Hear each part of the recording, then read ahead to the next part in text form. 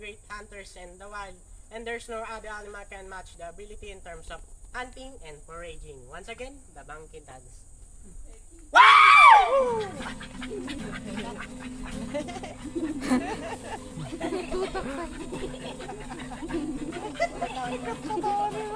Ayun na.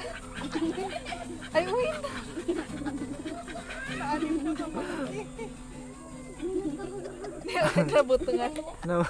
For their last dance naman po is war dance. Whenever misunderstanding arises between two tribes, warriors and their young men to the actual battlefield. But before that, first perform this dance to ask guidance from our god called Apo na Malyari to lead them into the victorious fight or somehow resolve the problem in a peaceful manner. Once again, the war dance. Ay, word. Banang ko, banang ko. Banang ko. Banang.